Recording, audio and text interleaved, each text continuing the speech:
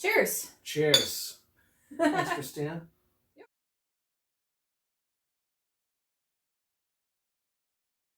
Right, so. Big moment. Don't blow it. Don't blow it, Christina. Don't blow it. Don't blow it. You blew it. Welcome to Portland Undead, the Portland local goth talk show. And tonight we have one of my very good friends, John Litster. Okay, so to start with, how long ago did you get into the goth scene? Well, put simply, this November is my 8-year goth anniversary. Since I met some like-minded folks on the bus who took me to the Fez Ballroom, got me dancing for the very first time, and then I decided this place is amazing. These are my kind of grown-ups. I'm going to come back here next week. And the rest, as they say, was history. Pretty much. Yeah. That sounds good. Mm-hmm. So, also, John and I met at Portland Industrial Goth Fest. How many years ago? 2. 2 years ago? Was it the first ever Pig Fest? Or? First ever Pig Fest was in 1999, and it lay dormant and fallow for about 18 years, and then they restarted it. See, I had no idea. I didn't know that. Pretty much. So yeah, that was where we met. Yeah, so we met there. And then you invited me and my husband back to a house party. Yep, that was right. And that was a lot of fun. And, I mean, ever since then, we've been hanging out, all the time. So, how long have you been throwing parties like that? Ever since I moved out of my own parents' house. Yeah? But that was before the goth thing. Since then, now that I might live in a nicer house with nicer things, the stuff I'm going to do is going to be exclusively for the goth scene. So, after parties for future Pig Fests, New Year's parties, Halloween parties. Basically, someone's got to do it, and it might as well be me. If Pig Fest happens. It won't happen this year. That's so tragic. Oh my god. So for those of you who don't live in Portland, Pig Fest is thrown at the Paris Theater. The historic Paris Theater. The historic Paris Theater. Mm-hmm. And their roof just flooded / caved in / I don't know exactly. I don't want to spread misinformation, but under the weight of a giant AC unit and massive amount of water. Yeah, so that's what we're thinking so far. Yeah, so none of that is confirmed, just so that we're Cannot clear. confirm or deny. But the Paris Theater is closed down, and Pig Fest has been relocated to other venues this year. Multiple venues, so. The individual acts have been relocated. Pig Fest itself has been canceled. Yeah, so it'll be interesting to see how that plays out. Anyway, Christina, as I was saying. So why have you been throwing parties like that? Because why not? If I went to a club, I want to meet cool people, get invited to after parties, go to stuff like that. It's not as big a thing here as it is in Europe, but I figured, why not? Yeah. Also, things won't happen until they make them happen. Also, something that I've noticed about your parties is that even though I was a total rando when we met... Oh, you certainly weren't. Well, I mean, I had no idea who you were. You were GAWTH, and none of those are randos. They're all here for a reason. Well, yeah, but all the people that you've ever had over at your house have been totally chill people, and none of them ever creeped me out. I've always felt really safe at your house parties, and that's I've never told you that, and I appreciate that from you. So. I try to weed out the ones when that does happen, but it's not a common thing. Yeah. So, also, another interesting thing about Mr. John Litster is that he has been go-go dancing at Hive Theater. Star Theater. Church of Hive. The Church of Hive. For how many years? Year and a half. Year and a half. So wait. Yeah, I knew it was over a year. I lied. It's 2 years. 2 years. 2017. Nice.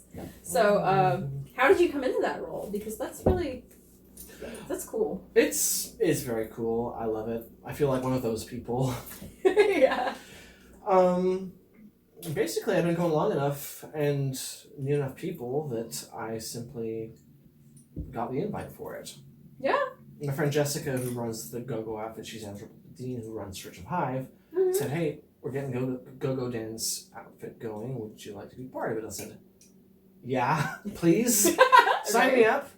So have you been go-going since it started at Hive? Well, since they first started having go-go dancers, because we didn't have them Nice. till 2 years ago. But till then, they just had the DJ on stage, and maybe that was it. Right. Now they got, pretty people doing swirly, stompy things. Yeah. Right. What has your experience been like go-go dancing? Because I know you just talked about the act itself, but how has the actual experience been? How has it affected you? It's been enjoyable. It's been like doing the same thing I would otherwise, except keeps me a bit more focused because I'm on stage and I gotta look good.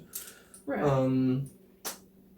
You're low-key selling your body, but you do it selling it to people that you like. Hopefully, people that you know and know you, so there's a more personal, more friendly atmosphere to it. People throw bucks at you once in a while. Never been hassled, never had any problems. Thank you, Star Theater. Right? Star Theater is wonderful. If you ever come to Portland and there's a show there, highly recommend it. It's the flagship goth night in Portland, Oregon. That and Shadow Play at Lovecraft. Be there. Yeah. So, you've not only become a part of our local goth scene, but you've also explored the goth scene in other countries as well. Mm-hmm. How would you compare the scene in other places to the scene here in Portland, Oregon? Well, kindred scenes, of course. In London, Berlin, places where I've been, I find the scene is a little bit more underground and a little bit more intense. People definitely take it seriously over there. I mean, not to say they don't take it seriously here, but over there, it's a lifestyle. And if you're in it, if you even dress in a Depeche Mode t-shirt in public, odds are you are not in the mainstream.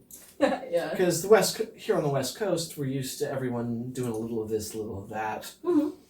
Cargo pants, black metal patch, hippie shoes, mix of everything, and you've never seen them at a club, so you don't know who the hell they are. Oh, whereas in London or in Europe, if you dress even a bit alternative or a bit goth, then you're a goth. There's no other reason why you would imagine dressing like that. Right. Just because of the way the culture is over there. But it's very close. It's very familial. It's a bit more heavily oriented towards rave and EBM, which are all very popular. Also a bit more heavily oriented towards late nights and after parties. Clubs close later. People go to house parties. People go places, have fun. Very tight, very welcoming if you're in the scene. I've had nothing but good experiences there. Slimelight in London. Wave Gothic Treffen in Leipzig. I'm looking to explore more this coming year this coming month actually, when I visit Slimelight again for Static Darkness, a big industrial festival, visiting Dublin, and possibly other places. So we'll see about that. I will report back in full.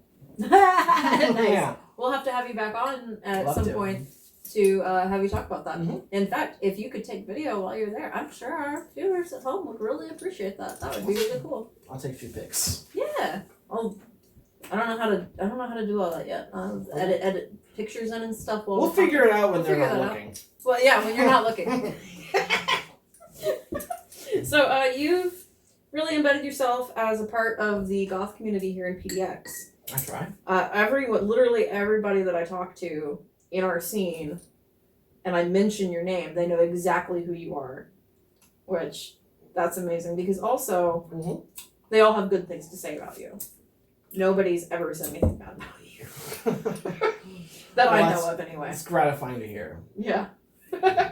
But so that being said though, what does this community mean to you? Quite simply, it's family. I mean, there's not much more I can say than that. I grew up very religious. Ritual and since very tight-knit, close community was something I was always part of. When I left that, but that's not to say I jumped straight from one to the other, but I realized that there are certain things that I'd always been comfortable with, even though I hadn't realized it. Yeah. Like, I was never part of the mainstream culture. Never expected to be. And when I left was I really? Imagine, funny how that happens. Right? Funny how we all end up lumped in the same clique. Not that we're a clique, seriously. We're not a clique. No, we're fine. Very friendly, very welcoming. Yeah. We'll give you a hug. Like, for instance, the Lovecraft in here in Portland, everybody's welcome. There's no dress code kind of thing. Don't be an asshole. It's the only code. Yeah, that's the only code there. Either way, when I hit about 20, 21, old enough to actually go places, I realized, who are my people? Where does John belong? What would I do if I could express myself any way I imagined? Mm-hmm. The answer was goth. The answer was always goth. Yeah. I knew it at the time, but I felt I was too old for it. Long story, I did it anyway, and I never looked back. I'm glad. You're never too old for goth. For our viewers at home, you're never too old for goth. No. I know some wonderful elder goths here in Portland who, like beautiful white long beards, which I would like to have him. You know who I'm talking about. I'd like to have him on the show one day. Yeah. That would be great. Anyway, blabbermouth over here. Mm-hmm. Apologies. My apologies to you because I love you. Yeah. So before we turn the camera off and we go party, which does not mean drugs because goths are not drug addicts.